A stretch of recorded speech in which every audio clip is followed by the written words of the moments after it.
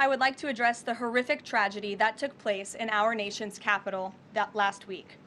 A foreign terrorist that the Biden administration failed to properly vet ambushed 2 members of the West Virginia National Guard who were honorably serving here to keep the residents and visitors of Washington, D.C. safe. U.S. Air Force Staff Sgt. Andrew Wolfe was severely wounded in the attack and remains hospitalized while he continues to fight for his life. Tragically, U.S. Army Specialist Sarah Beckstrom died of her wounds. She was just 20 years old. President Trump and the entire White House are praying for Andrew's full recovery at the request of his parents and their personal phone call with the president over the weekend. And we are keeping Sarah's family and friends in our prayers during this unimaginably difficult time.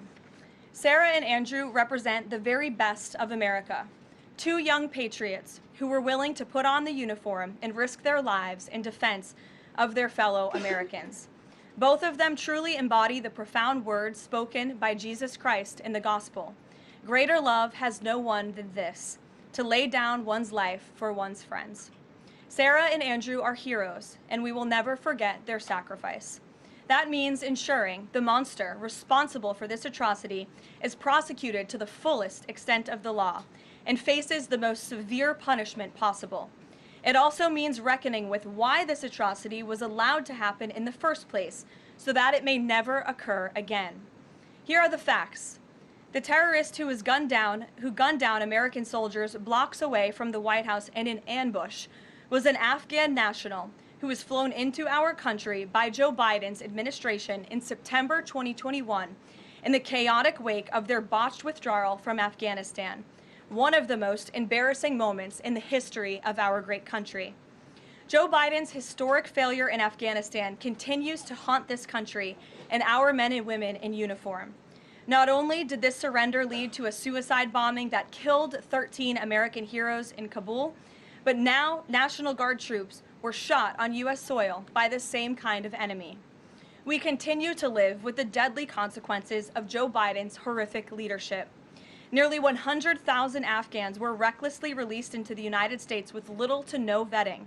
There was no regard for the disorder and violence that this would unleash on American communities and American culture. Reportedly, thousands of these strangers and unknown individuals were flagged to the Biden administration for national security, public safety, and fraud concerns. But the terrifying truth is that the Afghanistan debacle is just a small part of Democrats' complete and total betrayal of the American people during the Biden years. The tragedy that we just witnessed the day before Thanksgiving is a reminder that untold thousands of terrorists, gang members, and criminals were invited into our country and remain here to this very day. The border is now secure, thanks to President Trump, but the threat in our interior remains real and urgent. These public safety threats are already inside our land. And President Trump was elected on a promise to find and remove them. And he has already taken significant steps and made significant progress towards fulfilling this promise. But there is more work to be done because President Trump believes that he has a sacred obligation to reverse the calamity of mass, unchecked migration into our country. As a result, the Trump administration is now actively re-examining all of the Afghans imported into the country by Joe Biden. Any individual who threatens our national security or our citizenry will be subject to removal. President Trump has already permanently paused migration of foreign nationals from third world countries that pose a very high risk to the United States. For too long, past American presidents supported self-destructive immigration policies that allowed foreigners who outright hate our country and have no interest in assimilating into our culture. They've allowed these individuals to flood peaceful American communities. This disastrous approach has drained our welfare program, driven up the cost of housing, suppressed wages, and jeopardized the safety of law-abiding American citizens. In fact, according to a new bombshell report from the New York Times, Somalian migrants in Minnesota have defrauded nearly $1 billion in taxpayer-funded benefits under Democrat Governor Walz's leadership. President Trump is putting an end to this dangerous America Last approach. His position is rooted in common sense. In the wake of last week's atrocity, it is more important than ever to finish carrying out the president's mass deportation operation. America cannot allow millions upon millions of unvetted illegal aliens to be rewarded with amnesty after they broke our nation's laws to come here. They must go back to their home countries. It is also essential to immediately address the massive fraud and corruption that has been going on for decades in other aspects of our immigration system, most notably when it comes to asylum claims. Millions of people who have come here under false pretenses are told blatant lies now enjoy temporary legal status.